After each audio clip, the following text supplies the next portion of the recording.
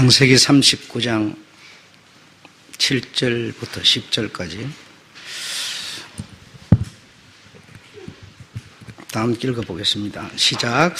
그 후에 그 주인의 처가 요셉에게 눈짓하다가 동침하기를 청하니 요셉이 거절하며 자기 주인의 처에게 이르되 나의 주인이 가중 재반 간섭지 아니하고 다 내 손에 위임하였으니 이 집에는 나보다 큰 이가 없으며 주인이 아무것도 내게 금하지 아니하였어도 금한 것은 당신뿐이오니 당신은 자기 아내임이라.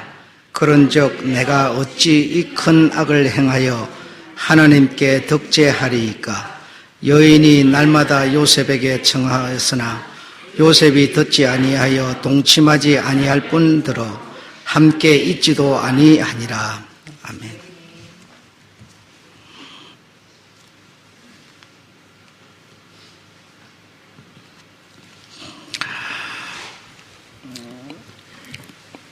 죽음, 시간의 차이일 뿐이다.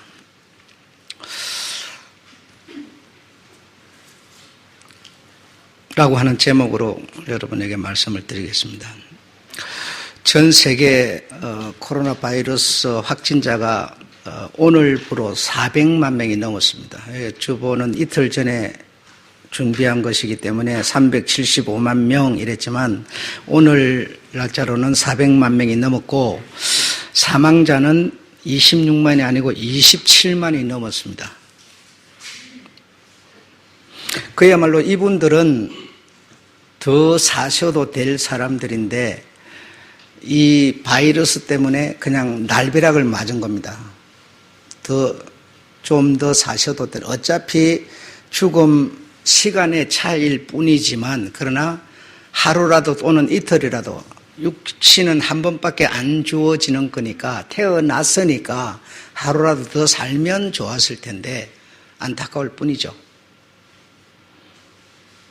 다음에 또 육신으로 태어난다면 다음에 또 태어나서 또 살아보면 되겠지만 그렇지를 않으니까 이왕 한 번밖에 없는 기회, 그 기회를 좀 더 하루라도 더 사셨으면 좋았을 텐데 그렇지를 못하고 참 이런 날벼락을 맞았습니다. 한두 명이 아니고 어마어마한 숫자입니다. 여러분 400만 명이라는 게 그냥 숫자로 우리가 들으니까 별로 이게 인식이 잘 안 되죠. 그러나 이걸 여러분 한번 상상을 해 보십시오. 전에 여의도 순복음교회 거기 이렇게 사람이 60만 명이 모인다고 그래서요.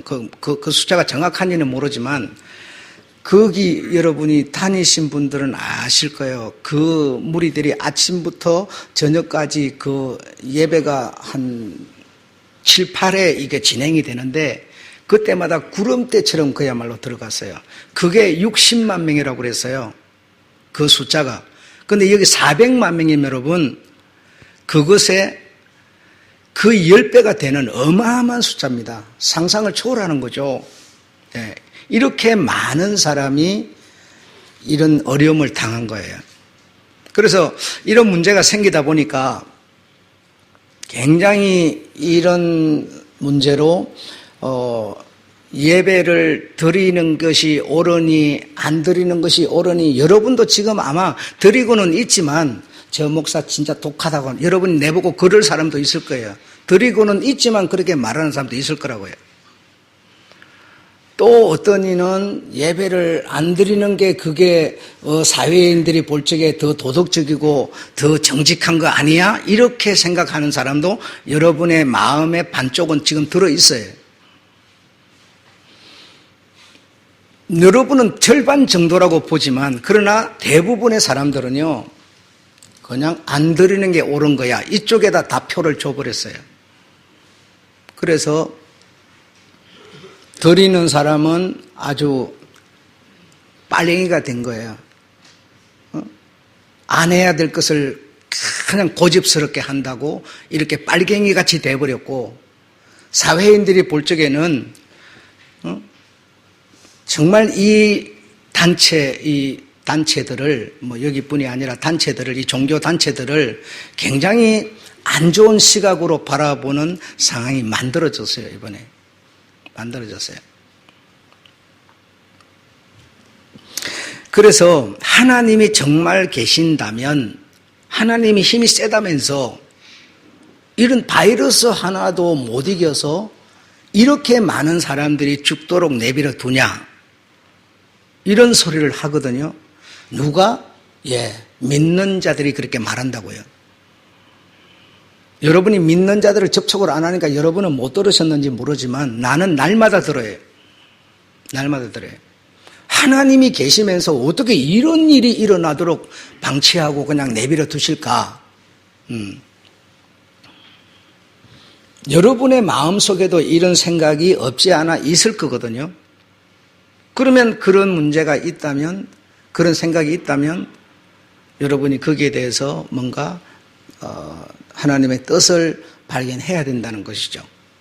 뿐 아니라 하나님이 계시다면 억울한 일을 당하고 누명을 쓰고 일생을 그 억울한 일과 누명 때문에 인생을 허비해버리는 그런 사람이 많지 않아요. 남 앞에 나서기가 두렵고 이런 억울한 일을 당하는 사람이 한두 명이 아니죠. 오늘 우리도 읽었습니다마는 내가 하나님께 단을 쌓고 하나님께 봉사를 하는 이유 때문에 웃음거리가 되고 얼마든지 많이 있는 거죠. 여러분도 지금 두려워서 하나님을 내가 잘 그분만을 믿고 따른다고 하는 말을 하면 막 사람들이 여러분에게 공격해 올 거니까 그게 두려워서 여러분도 여러분을 감추고 있는 게 사실 아닙니까, 여러분? 우리가 지금. 이런 억울한 일을 당하게 하고 억울한 일을 당하게 풀어줘야지. 억울한 일을 당하면 그걸 해결을 해줘야지. 열심히 일하는 사람한테 하나님이 복을 줘갖고 잘 살게 해줘야지. 빈둥빈둥 놀고 남의 거 그냥 대충 얻어먹고 살려는 사람을 오히려 더 하는 더 잘되게 해주고. 여러분 얼마나 이 지금 우리 삶 속에서 인간으로서는 이해할 수 없는 일들이 많은지 몰라요. 굉장한 것이죠, 지금.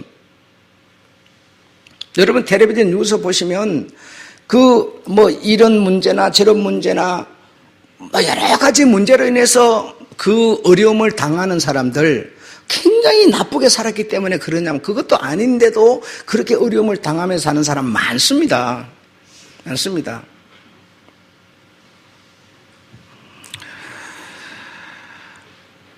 옳게 살려고 하는 자가 어쩌면 정말 정직하게 살려고 하는 자가 더 불행한 경우도 많이 있어요. 여러분, 빛을 빛이라고 말하지 못하고 내가 빛을 어두움이라고 말해버리면, 내가 빛을 빛이라고 말하지 않으면 어떻게 빛이 되겠어요? 그럼 어두움이라고 말해버리면 어두움과 나는 사실은 나는 어둠이 아니지만 한패가 되는 거 아니겠습니까? 살인을 어떤 교사를 했다. 실제로 살인을 한 사람이 있다. 누가 살인자입니까? 교사한 사람이나 살인자나 똑같이 살인자예요. 내가 빛을 빛이라고 말하지 못하는 나, 어두움을 어둠이라고 말하지 못하는 나, 실제 우리들 아닙니까? 그러니까 옳게 살려고 하는 자가 더 어려움을 당하는 경우가 얼마든지 세상 가운데 가득한 것이죠, 지금. 사람들 머리 돌아가는 거 여러분 생각해 보세요. 이렇게 나라에서요, 이렇게 이제 통계를 좀 이렇게 대충 냈는데요. 돈을 주니까 이 돈이 어디서 어떻게 나왔습니까? 이거 생각해가지고요, 좀 더 성숙해져야 될 텐데, 그냥 일 안 하고 조금 그냥 거저 먹고 살았으면 하는, 그냥 얻어먹고 살았으면 하는 그런 생각이 많이 사회 속에 나타나고 있다라고 말하지 않습니까? 이게 여러분, 우리가 이게 사람입니까? 대기입니까? 우리가 뭐예요 도대체가 이게 지금? 이걸 주니까요, 이걸 가지고 정말 어려운 사람들에게 이 문제로 이걸 쓰라고 준 데 가서 쓰는 게 아니라 그런 데 가서는 오히려 안 쓰는 거죠. 그죠? 안 쓰는 거죠. 이걸 주니까 이걸 현금으로 또 깡을 해서 바꿔 쓴다는 거죠. 응? 그러면 이걸 쓰라고 한 데 가서 쓰러 갔더니 이 사람들이요, 인플레이션을 해가지고요, 높여가고 또 값을 받는다 이거죠. 이게 도대체 무슨 얘기예요? 우리 심리가 여러분, 우리 상태가요, 이런 거예요, 지금. 이런 거예요. 그러니 진짜 옳게 살려고 하는 자가 너무 힘든 거예요, 지금. 여기서 말한 것처럼 악한 자가 오히려 더 형통하고 머리를 쓰고 이상하게 사는 사람이 오히려 더 편하게 살고 뭐 이런 지금 혼잡한 세상이에요.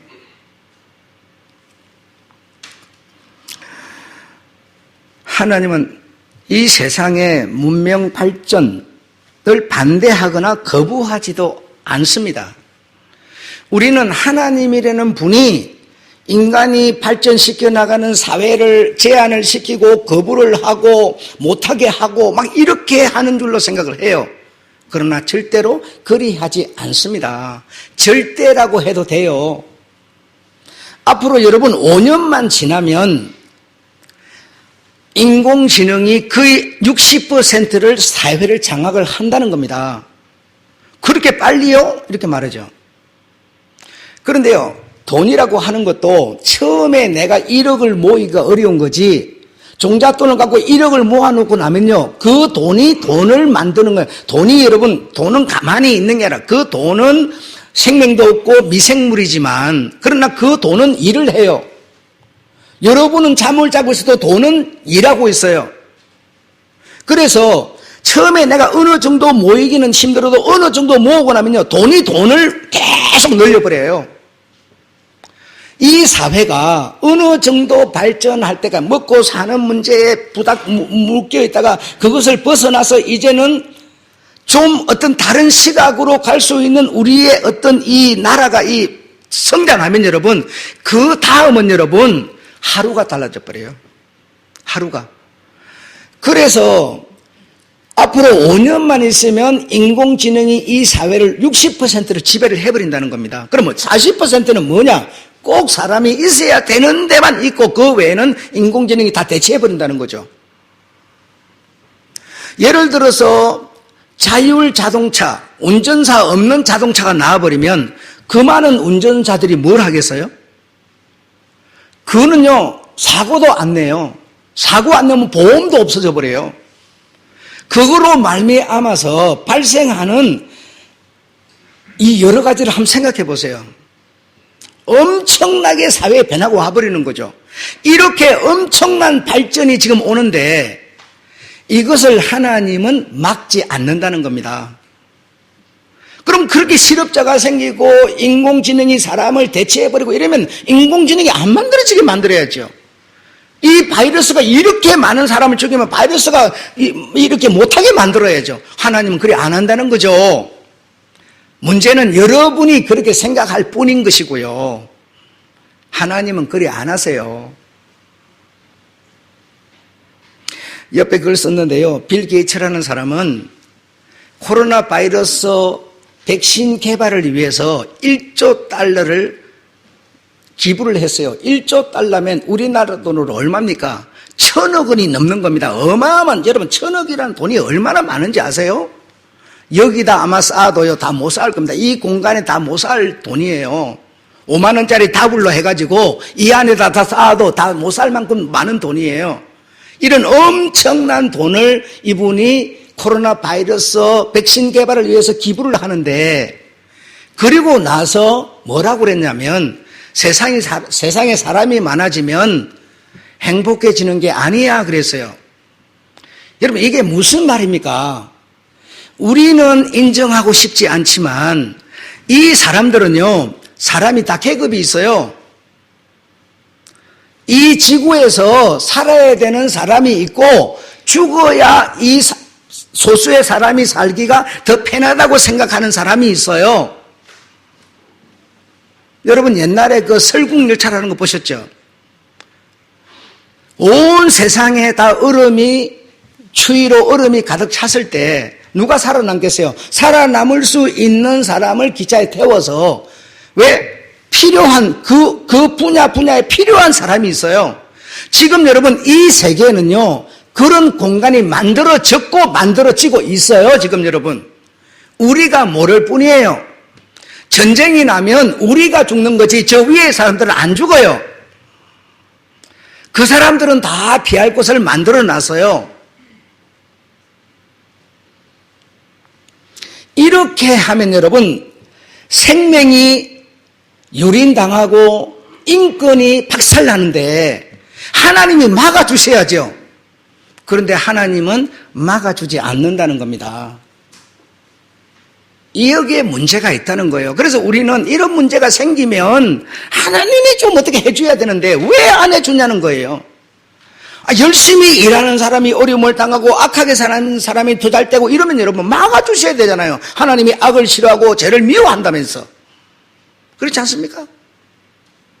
그런데 우리는요 이상한 생각만 하고 있는데 그 문제를 오늘 여러분에게 풀어드리려는 겁니다. 그냥 종교인이 되셔서 그냥 주일날 나와서 앉아서 예배 한번 드리고 돌아가면 그걸 끝나지 마시고요. 이 성경은 2000년 전에도 달라지지 않고 요대로 있었습니다. 2000년이 지난 오늘날에도 이 성경은 이대로 있습니다.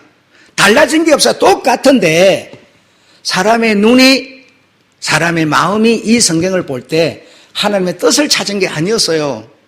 하나님이 사람을 도와준다, 사람을 복되게 해준다, 사람을 갖다가 나쁘게 사는 사람은 벌을 준다, 이런 측면에서만 성경을 봤기 때문에 하나님 뜻이 안 보인 것이죠.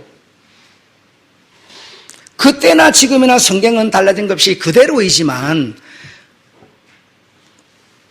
그때 하나님을 찾은 게 아니었죠. 그래서 하나님의 뜻이 발견이 안 됐을 뿐이에요. 오늘 여러분은 이 하나님의 뜻을 발견해내시는 여러분 되시기 바라고요. 되셔서 하나님의 뜻에 맞는 사람으로 만들어지시기 바랍니다. 신약 성경에도 와도 계속 얘기를 합니다. 하나님의 형상으로 나를 빚어주시고 막 이럽니다. 나를 새롭게 해주시고 막 이런 말을 해요. 그게 뭔 얘기인지 몰라요. 그냥 교회 안 댕기다가 교회 댕기면 이런 정도로만 우리가 생각을 하는 거예요. 그러나 하나님의 뜻은 훨씬 그 이상이라는 겁니다. 훨씬 그 이상. 하나님의 형상, 예수 그리스도의 형상에까지 이르기를 주님은 원하시는 거예요. 멀리서 적당히 바라보는 수준이 아니라 그분과 한 상에서 둘러앉아 차를 나눌 수 있는 형상 되기를 주님은 원하시는 거예요. 그것을 풀어드리기 위해서 제가 이렇게 썼으니까 잘 이해를 하시고 들어보시길 바랍니다. 야곱이라고 하는 사람은 쌍둥이였습니다. 형님하고 이렇게 쌍둥이였는데 쌍둥이여도 늦게 태어났으니까 동생이고 먼저 태어난 자가 형님 이제 에서였는데 그 형님의 그 권리, 자격을 아주 나쁜 어떤 행동을 해서 이렇게 모략을 해가지고 이거 뺏어가지고, 그 형님이 가만히 있겠어요? 자기의 그 모든 것을 뺏겼으니 가만히 있겠어요? 그래서 이제 형님이 눈을 피해서 두려워서 이제 도망을 갈 수밖에 없었어요. 도망은 우리나라 좀 여기서 일산 정도면 막 쫓아가서 대변이 죽겠겠죠.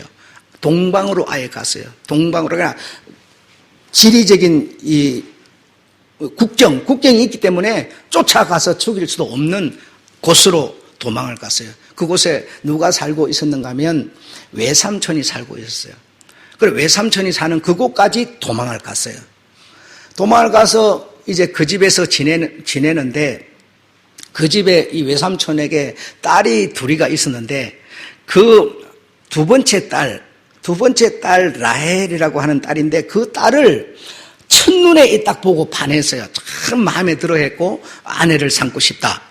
결혼을 해서 아내가 가졌으면 좋겠다. 이런 생각을 해서 이제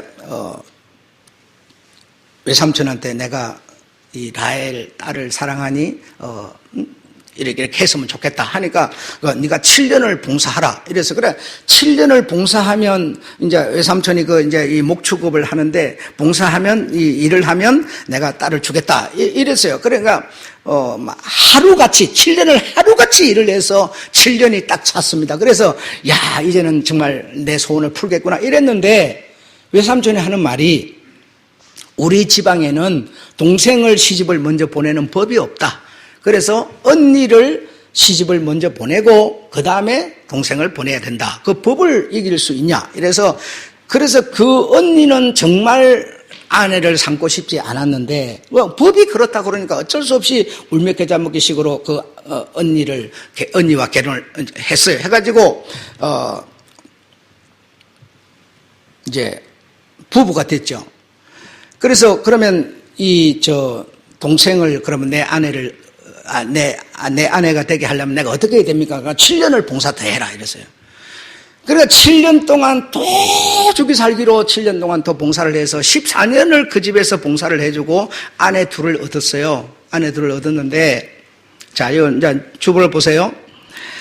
창세기 21장 16절부터 쭉 나오는데, 이제 큰 딸이 레아인데, 레아가 야곱으로 말미암아 자식을 르우벤, 시므온, 레위, 유다 이렇게 아주 장자입니다. 아주 대단한 아주 굉장한 권력이에요. 이 네 아들을 딱 낳았어요. 낳고 나니까 자기에게서 이제는 아이를 낳을 수 있는 사람을 생산할 수 있는 그 어떤 능력이 이제 딱 끊어졌어요. 딱 끊어졌어요. 여러분 생각해보세요. 이제 언니를 통해서 자식을 그렇게 계속 이렇게 낳는데 라헬이라고 하는 이 여자도 야곱의 아내가 됐는데 자기도 자식을 낳고 싶지 않겠어요, 그렇죠? 자식을 낳고 싶지만 자기한테는 자식이 안 생겨요. 자식이 안 생겨서 자기의 시녀, 다시 말해 이 본 딸한테 그 수종드는 이 시녀를 하나씩 붙여 놨는데 그래서 자기를 통해서 아이를 낳아야 되는데 자기에게 아이가 안 생기니까 이 라헬이 자기를 시종드는 시녀를 갖다가 야곱에게 아내를 주어가지고 자식을 얻었어요. 그래, 자식을 얻었어요. 시녀로 단과 납달리를 얻었어요. 아이를 가지게 됐어요. 자, 그렇게 하니까 이 언니 레아가요, 내가 지고 있을 수 없지. 이런 오기가 생겨가지고 자기에게 시종드는 시녀를 또 야곱에게 아내로 주어가지고 또 아이를 낳았는데 갓, 아셀, 이사갈, 스불론 이렇게 아들 넷에다가 또 딸 디나까지 이렇게 낳았어요. 그러니까 굉장히 낳은 거죠. 그런데도 이 라헬은 자식이 그때까지도 없었는데 하나님이 라헬을 불쌍히 여기셔서 태를 열었습니다. 그래서 여기서 오늘 본문에 나오는 주인공인 요셉을 낳았습니다. 그러니까 이 라헬이 얼마나 마음이 여러분 괴로웠겠습니까? 내가 이 얘기를 왜 하는가 하면요, 진짜 얼마나 그 언니를 통해서 아이를 8배다가 딸까지 9을 낳고요. 자기는 시녀를 줘도 겨우 2명 정도 못 받고, 그리고 자기 태를 통해서 아이를 낳고 싶은데 하나도 못 낳고 너무너무 괴로워하고 우리말로 미치어버리고 싶은 거죠. 그런 상황에서 하나님이 그 라헬의 마음을 이해하고 알아서 아들 하나 요셉을 딱 주어요. 얼마나 그것도요. 우로 전부 성님들이고 자기가 요셉이 제일 동생이야. 제일 동생인 요셉 하나 딱 받았어요. 그래서 요셉이라고 이름을 지은 이유가 무엇인가 하면 이 라헬의 그 마음에 맺힌 한을 내놓은 것이 이름이 요셉이었어요. 그 요셉이 뜻이 뭔가 하면 내한테 아들을 더하시기를 원한다는 뜻으로 요셉이라 지은 거예요.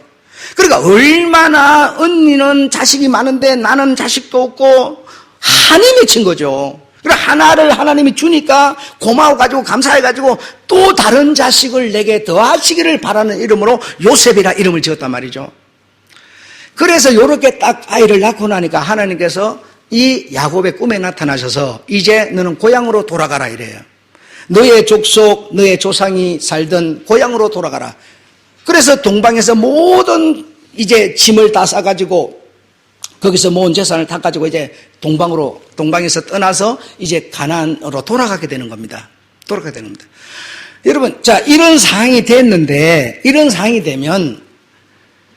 이런 상황이 돼서 이제 그 먼 길을 여행을 해서 쭉 그 모든 식솔들과 짐승들과 전부를 끌고 가다가요, 중간에서, 노중에서 이 라헬이 임신을 해가지고 아이를 낳았어요, 또 하나를.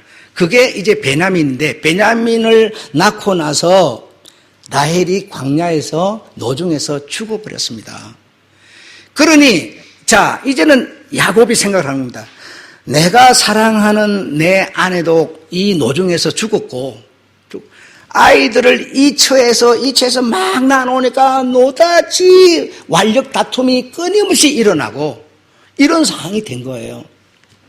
그래서 가나안에 돌아가서 이제는 뭐 형님하고 만났던 그런 얘기는 지금 싹 빼는 겁니다. 빼고 지금 야곱의 순수한 얘기만 하는 건데, 돌아가서 이 아이들과 함께 사는데, 야곱이라는 아버지가 누구를 좋아하겠습니까? 그건 당연히 요셉을 좋아할 수밖에 없죠.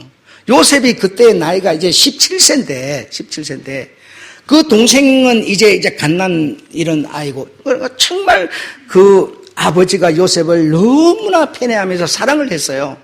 그러니까 다시 말하면 재색 옷을, 다시 말하면, 어떤 지위, 어떤,이 되는 그런 옷을 입혀가지고 막 그 아이를 사랑을 했어요. 좋아했어요. 그러니까 다른 형제들에게는 자연히 미움을 받을 수밖에 없었어요, 여러분. 그렇죠? 그래서 자식을 낳아놓고 누구 하나를 편애하고 막 이렇게 좋아하고 그러면요, 그 다른 자식은 미움을 받아요. 부모에게가 아니라 형제들끼리 미움을 받아요. 그래서 이제 이런 상황이 됐는데, 형님들은 전부가 막 요셉이 17세니까 형님들은 막 30살이 다 넘은 아주 막 장골이 지대한 사람들이거든요. 그 힘도 잘 쓰고, 그 뒤에 쭉 가면 요 사람의 이름은 어떻게 살았고 쭉 나옵니다. 그걸 보면 막 칼을 잘 쓰는 자 막 굉장한 그 위엄들을 가진 이 아들들이 형님들이에요. 그런 형님들이 거기서 하는 일이 전부 이제 양을 치고 목축을 하는 그런 일을 하는데, 그 세겜이라고 하는 저 먼 곳까지 한 번 양을 몰고 나가면 한 달씩 안 돌아와요. 한 달씩 안 돌아오고 그 양을 쭉 먹이고 살찌워가지고 이제 집으로 돌아오기도 하니, 뭘 며칠, 한 달씩 걸리고 이렇게 하니까 야곱이 요셉을 보고 네 형님들이 너무 집에 안 오니 한번 네가 찾아가봐라. 그 안부를 물어오느라 해서 딱 보냈어요. 그럼 세겜이라고 하는 저 먼 곳까지 찾아가서 이제 형님들을 만나는데, 이 형님들이 저기서 벌써 오는 것이 우리 동생 요셉인 것을 벌써 알아차렸어요. 그래서 오기 전에 이것들이 모여갖고 모의를 했습니다. 이 아버지가 우리보다 이 동생만 이렇게 좋아하고 편애하고 사랑하니 우리가 이 동생을 그냥 두고 볼 수 없지 않느냐, 어찌해서면 좋겠느냐, 얘기해봐라, 막 이러니까요, 죽이자 이랬어요. 죽이자까지 이제 모의가 돼버렸어요.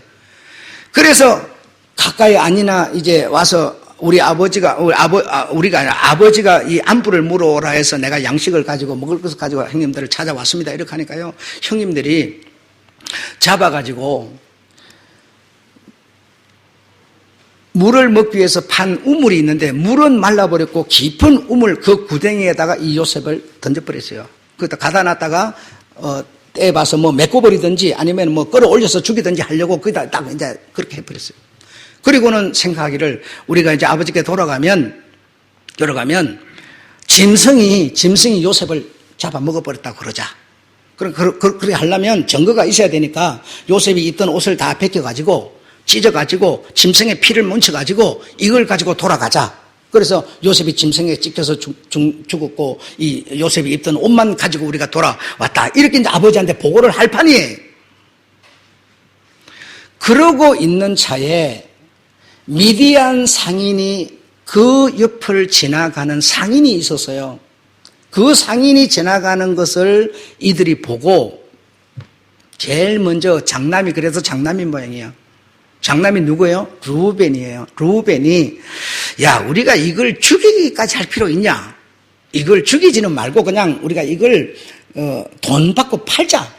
이렇게 하니까요, 그 말에 솔딱 이것들이 또 넘어가가지고 끌어올려가지고 아니나 다를까 그 상인한테 팔아버렸어요. 미디안 사람한테 팔아버리니까 이 미디안 사람은 이 17세 소년을 사가지고 애굽으로 가서 보디발이라고 하는 시위 대장 집에 또 팔았어요. 돈을 받고 팔았어요. 그래 이제 그 시위대 보디발 집에서 이제 종이 된 겁니다. 근데 이 요셉이 총명하고 부지런하고 생각보다 괜찮은 거죠. 그러니까 보디발이 봤을 때는 그래서 가정 총무를 삼아가지고 모든 관리를 하게 하되 내 아내에 대해서만 네 마음대로 할 수 없고 다른 것은 전부 네 마음대로 해도 좋다. 이런 권한을 줘버렸어요. 그런데 이렇게 하루 이틀 3일 지내다 보니까 이 요셉이 굉장히 준수하고 정직하고 진실하다 이 말이죠. 그래서 이 아내가 이 요셉을 마음에 두게 되는 거죠. 그래서 시간이 지나면서 함께 동침하기를 계속 이렇게 요구를 하는데도 이 요셉은 거부하는 거죠. 지금 우리가 읽었잖아요. 나의 주인이 다름한 당신의 남편이 가진 재반 모든 것을 내게 위임하였으나 당신만은 내 마음대로 할 수 없다고 하였으니 내가 어찌 내 주인에게 죄를 짓고 또 더 나가서 하나님께 내가 득죄하리까 하면서 계속 거부를 하니까 어느 날 하루는 요셉이 그 집에 있을 때 이 아내가 극구 달려들어서 막 이 어떤 행동을 하는데 요셉이 그냥 뿌리치고 도망을 갔어요. 그러니까 당신이 입고 있던 옷을 붙들어 잡으니까 그걸 벗어 던져버리고 막 도망을 가버렸어요. 그러니까 이 보디발의 아내 여자가 소리를 질러가지고 사람들아 소리를 질러가지고 저 소년이 나를 겁탈하려고 들어왔다가 내가 반항을 하니까 옷을 집어 던지고 도망을 갔다. 저 사람 잡아라. 막 이렇게 소리를 모함을 한 거죠. 꼼짝없이 요셉의 옷이 이 여자의 손에 들려 있으니 꼼짝없이 걸려든 거죠, 이제는. 그래서 이 요셉은 왕에게 죄를 짓는 감옥에 갇히게 됩니다. 그는 아주 최고 중범죄죠. 중범죄들이 갇히는 곳에 이제 감옥에 갇히게 됐는데 그것도 하루가 아니라 7년 동안 갇히게 돼서요. 모함을 당해서 누명을 써서 억울하게 하루도 아닌 7년이나 이 생활을 하게 됐어요. 여러분, 자, 여기에서 이제 하나님이 이 세상에게 던져주시는 뜻을 우리가 들어야 됩니다. 그 뜻을 우리가 듣기 위해서 오늘 서론을 말씀드린 거고요. 여러분은 이런 상황이 됐으면 하나님께 여러분은 어떻게 하겠습니까? 한번 여러분 부끄럽게 생각하지 말고요. 내 신앙을 점검해 보는 거예요. 이런 상황이 됐으면 이런 어떤 누명을 썼다든지 모함을 당했다든지 이런 상황이 됐으면 여러분은 하나님께 뭐라고 그러겠습니까? 하나님 어떻게 이럴 수가 있어요? 어떻게 내가 예배 드리고 헌금 드리고 이랬는데 나를 돌아보지 않고 나를 감옥에 그것도 7년씩이나 이럴 수가 있어요. 우리는 분명히 이렇게 하죠. 그 요셉은 그리 하지 않았다. 이런 얘기 하자는 게 아니에요, 저는 지금. 그런 얘기 하자는 게 아닙니다. 여러분, 우리는요, 정말 우리의 신앙을 점검해야 돼요. 목사인 내가 누구 하나를 칭찬하면요, 그거 하나도 여러분은 못 받아줘가지고 난리가 나요, 그냥. 그날 부러 목사는 누구는 칭찬하고 내는 잘해도 칭찬도 안 해주고 막 이래가면서 이렇게 우리는 난리를 치는데,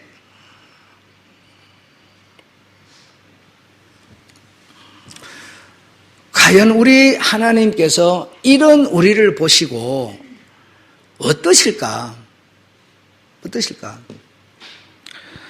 요셉이 그렇게 누명을 쓰고 최고의 그 중범죄들이 갇히는 감옥에 끌려갈 때 주변 사람들이 하나님께 죄를 안 지으려고, 그죠?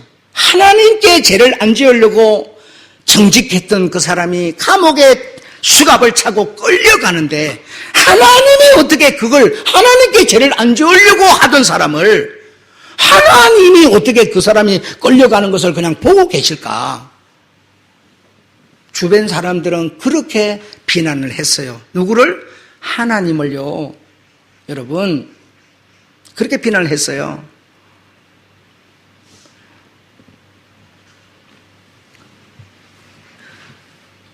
우리 그런 거 잘하잖아요. 하나님 잘 믿는다고 막 걸쩍거리다가 잘못되면 그 봐라, 그렇게 될 줄 알았어 해가면서 쇠를 끌끌 차가면서 우리 잘하지 않습니까? 그런 거. 그래서 어쨌든 요셉은 끌려가서 7년씩이나 이 모진 고생을 하면서 요셉은 감옥 안에서도요, 하나님께 원망하기는커녕 아주 감옥 내에서도 충성스럽게 하루하루를 살았습니다. 하나님을 원망한 내용이 하나도 나오지 않아요. 살았어요. 여러분 잘 생각해봐요. 하나님은 요셉이라는 사람을 어떤 사람을 만들기를 원하는 겁니다. 어떤 사람을 만들기를. 지금 감옥에 갔고 감옥에 가서 거기서 일찍 죽었고 조금 더 오래 살고 며칠 더 살고 이것에 하나님의 시선이 아니고요. 그곳에 갔든지 좀 일찍 죽든지 그건 상관이 없고요. 하나님은 요셉을 어떤 사람으로 만들고 싶어 하는 겁니다. 어떤 사람으로 만들어야 되는가 하면요. 요셉이 이 애굽에 내려온 이유가 뭡니까? 형님들에게 미움을 받은 이유가 뭡니까? 전부 형님들이 모함하고요. 형님들이 미워해서 그 꼴 당한 거예요. 요셉이 어떤 사람이 안 되면, 어떤 사람으로 만들어지지 않으면 요셉한테요, 형님들은요, 칼죽음 당하는 겁니다. 가나안의 가뭄이 들어서 애굽에 양식을 사러 내려오는 형님들에게 요셉은 원한을 갚은 게 아니고 여러분 뭘 했는지 아십니까? 용서를 했어요. 용서를 했어요. 그럼 하나님은 요셉으로 하여금 감옥에 지금 가서 좀 몇 년 고생을 한 이게 중요한 게 아니라 그 원한으로 찌들어버린 형님들을 용서할 수 있는 사람으로 만들어야 된다는 겁니다. 용서할 수 있는 사람으로 만들어야 돼.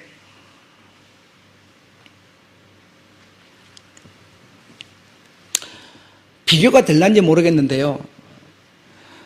미국하고 일본하고 전쟁이 있었어요. 실합니다. 전쟁이 있었는데 미국의 수백 명을 일본 사람들이요, 일본 군사들이요, 포로로 잡았습니다. 포로로 잡아서 포로 수용소에서 하루가 다르게 계속 고문에다가 매질을 하는 겁니다. 일본 사람들의 그 특유의 그 고문법 있잖아요. 그 고문법으로 매일 고문을 하는 겁니다. 하루가 너무너무 괴로운 거예요. 하루가 그냥 1년 같은 겁니다. 이 생활을 780일을 하는 겁니다. 얼마나 고통스러웠겠어요.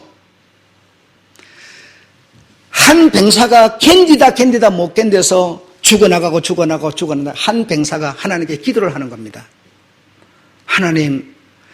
하나님께서 나를 이곳에서 구해준다면 나는 일생을 하나님의 뜻대로 살겠습니다. 그랬어요.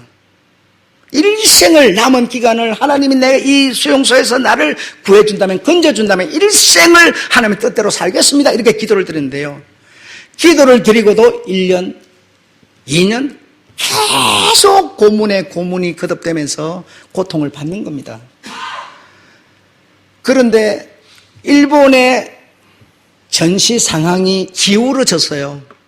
기울어지니까 일본 병사들이 어떻게 생각했는가 하니 며칠 맨날에 이 포로들을 전부 총살시키는 것으로 딱 카운트를 정한 겁니다. 카운트를 정한 거예요. 그래서 그날이 딱 되어서 높은 데서 전부 총 준비 다 하였고 저 아래서 이 포로들 모였는데요. 총 사격해서 죽이려고 하는 그 순간에 일본에 바로 원자폭탄이 떨어져 버린 겁니다. 원자폭탄이 떨어져 버림으로써 일본은 두 손 두 발 다 들어버렸죠. 그래서 이 병사들은 총살을 당한 게 아니라 고국인 미국으로 다 돌아갔는데요. 그 병사 한 사람, 기도했던 그 병사도 안 죽고 고국으로 돌아갔어요. 돌아간 이 병사 뭐라고 기도했죠? 하나님이 이 고통에서 나를 건져준다면 하나님의 뜻대로 살겠습니다. 이 기도했거든요. 고국으로 돌아간 이 병사, 하나님의 뜻대로 사는 것을 뭐라고 했는가 하면 이렇게 말했어요. 우리는 하나님의 뜻대로 살겠습니다. 그러면요, 뭐 목사가 되겠다든지 뭐 선교를 하겠다, 전도자가 되겠다든지 막 이런 꿈을 꾸죠, 우리는. 그러나 그 병사의 입에서는요, 그런 말이 아닌 이런 말이 나왔습니다. 미래에는, 한번 따라합시다. 미래에는 원한이 아닌, 원수 갚는 것이 아닌 용서하는 것이다. 이것이 이 병사의 입에서 마지막에 그 말이 나왔어요.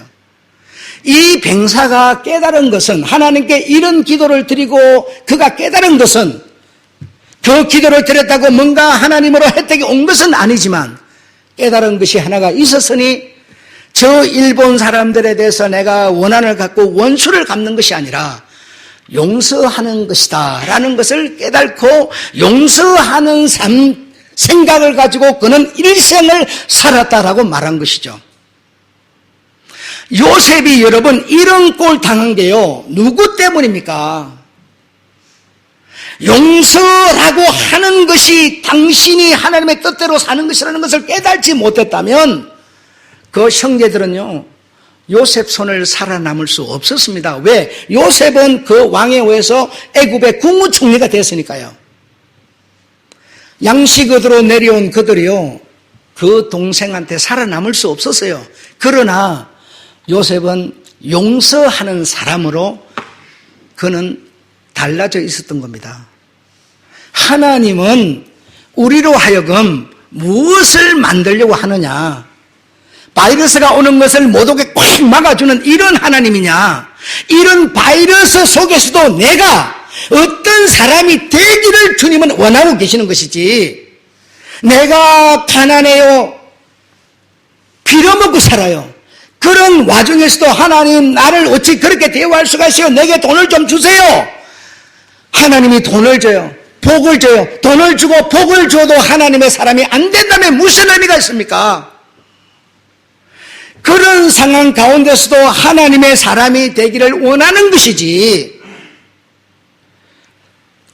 없어 보이니까 돈이나 주고요, 복이나 줘서 남들같이 살게 해주고요, 이렇게 하려는 하나님이 아니라는 겁니다.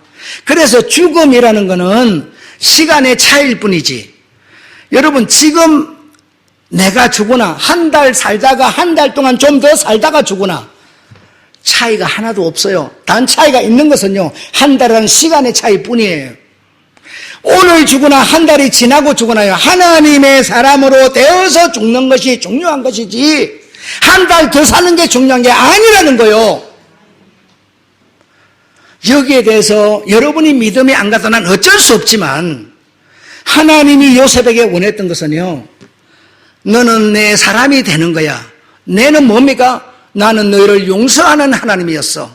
너도 용서하는 자가 되지 못하면 네가 한 달 더 살면 무슨 소용이랴, 네가 감옥소 내가 안 들어가게 해주면 무슨 소용이라, 이런 말씀이죠. 그런데 우리는요, 끊임없이 이거 해주세요 저거 해주세요, 나는 하나도 안 변하면서, 한국 사람들 이거 돈 주니까 더 이상한 생각을 한다지 않습니까? 이런 것을 보면서 하나님의 뜻은 어디 있는가를 우리가 읽어내야 된다는 것이죠. 이런 바이러스가 두려워서 교회 못 오고 집에 움츠리고 앉아있어요. 움츠리고 앉아있으면 좋겠죠. 지 할 짓 다 해요. 다 알아요, 여러분. 지 할 짓 다 하면서요, 교회는 안 오는 거예요. 그래서 그 사람이 너무너무 잘 되고요, 부자가 됐어요. 한 달 더 살았어요. 무슨 소용이 있어요? 어떤 상황에서도 하나님은 하나님의 사람으로 만들고 싶어 하는 거예요.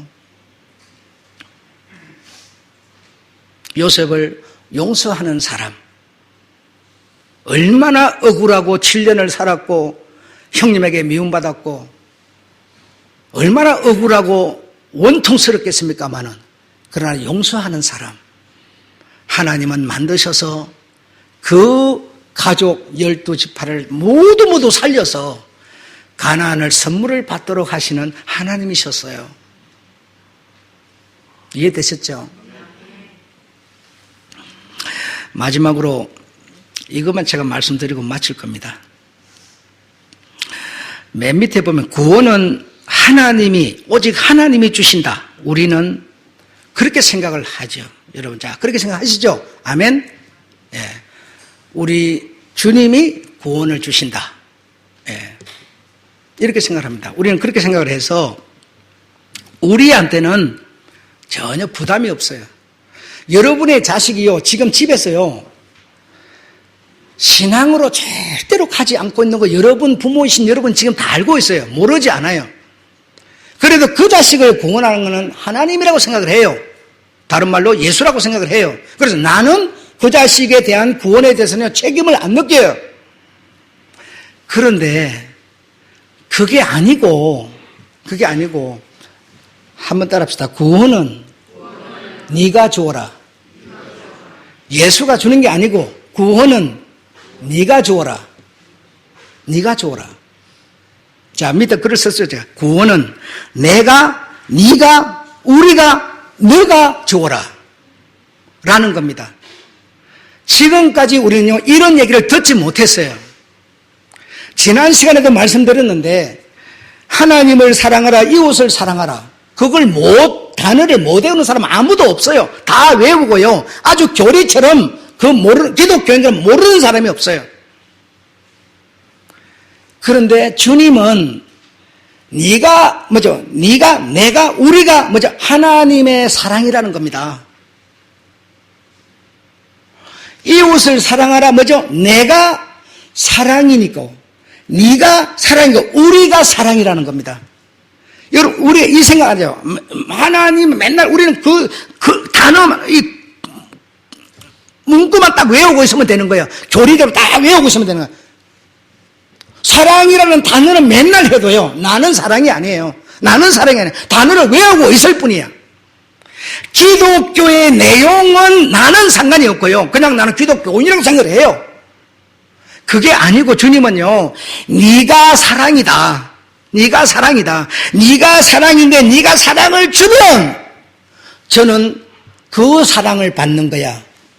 너는 저를 용서할 수 없냐? 용서를 주면, 제가 용서받으면 저는 너의 용서를 받는 거야. 용서를 여러분 하나님이 줍니까? 하나님이 용서 준 거 보셨어요?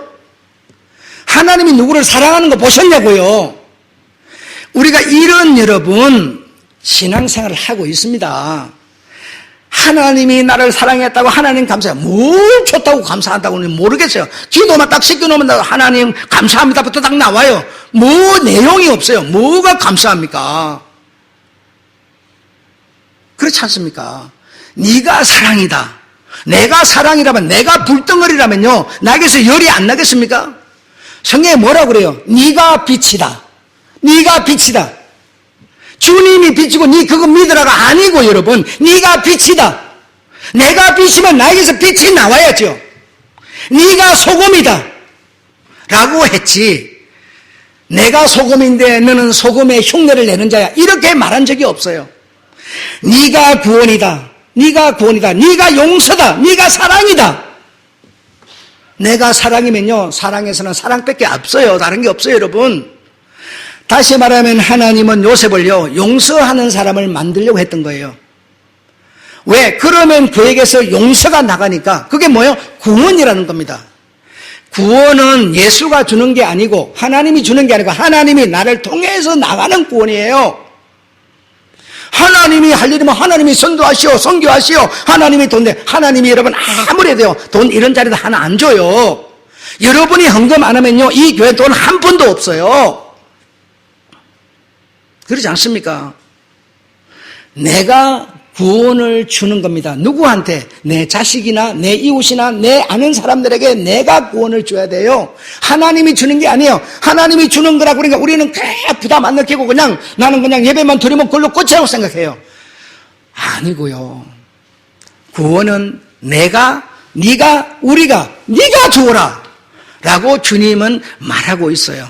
그러면 하나님이 우리를 어떤 사람 만들기를 원하느냐? 구원을 주는 자를 만들기를 원하고 있어요. 구원을 주는 자를 만들기를 여러분.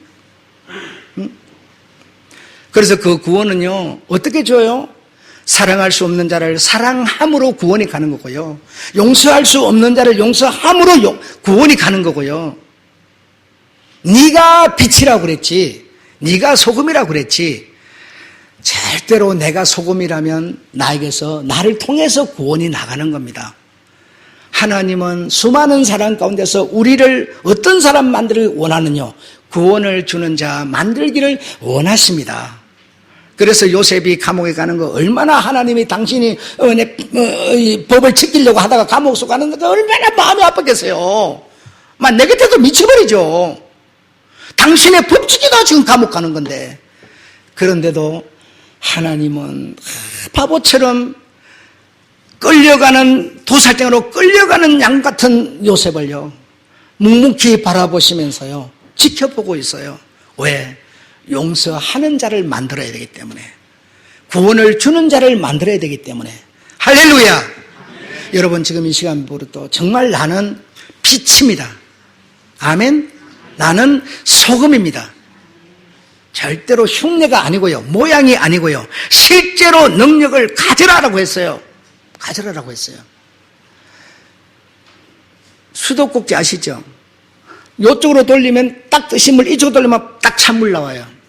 우리가 여러분 지금 굉장히 된 것 같지만요, 내가 장로요, 목사요, 권사요, 굉장히 된 것 같지만요, 우리의 상태는요, 수도꼭지가 조금 들어가면 바로 나에게서 찬물 팍 나와버리고요, 조금 들어가면 뜨신 물 나와요. 우리는 여러분 다 된 것 같지만 우리의 생각 그 한순간에 우리는요, 부정으로 확 돌아갈 수 있습니다. 아무쪼록 여러분의 마음속에 뜨신 물 콸콸 나오는 예수 그리스도의 그 정신, 그 정직성, 진실성, 거짓 버리는 이 모든 것들로요, 꽉꽉 채워져서요, 정말 여러분에게서 용서가 나오고 사랑이 나오고요, 은혜가 나오는 그런 여러분 되시기를 주 여러분으로 축원합니다. 주님은요, 주님의 사람에게요, 은혜요, 나는 내 눈으로 확인되도록 은혜 주는 거 지금까지 살면서 한 번도 못 봤어요. 여러분, 어떤 사람은 내가 꿈을 꿨는데 하나님 내가 은혜를 줬다, 나 못 믿어요. 그런 거. 은혜는 예수님의 그 은혜를 사람이 주는 겁니다. 사랑도 사람이 주는 겁니다. 여러분의 부모 공경도 여러분의 자식들이 하는 겁니다. 다른 사람이 하는 거 아니에요. 이해가 정말 되셨기를 바라면서, 하나님이 원하는 것은 하나님의 사람을 만들려는 거 아셨죠? 바이러스를 막는 것도 아니고, 못 사는 사람을 잘 살게 해주는 것도 아니고, 하나님의 사람을 만들려는 거. 어떤 상황에서도 예배할 수 있는, 산, 믿음, 생명으로 살아갈 수 있는 그런 사람 만들려는 거. 그게 하나님의 뜻이었고 하나님의 시선이었다라는 거. 할렐루야. 아멘. 네, 감사합니다. 정말 그렇게 믿으셔서 사신다면 우리의 죽음 조금 더 가고 조금 덜 가고 시간의 차이일 뿐이다. 아멘. 어제까지만 하더라도, 지난주 주보까지만 하더라도 3번씩이나 나왔잖아요. 볼래요?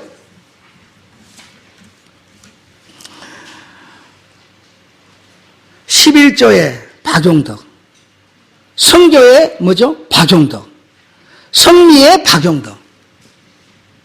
이거 여러분 우연으로 생각하지 마세요. 지난주까지 이러다가요, 한 주간의 시간 차이에 딱 그는 뭐요? 자유함을 얻었어요. 죽음은요, 시간의 차이일 뿐이에요. 지금 내 잘 살고 생명 건전하다고 자랑하지 마세요. 1년 더 살고 죽어도 하나님의 사람 안 되면요, 아무 소용 없어요. 마치겠습니다.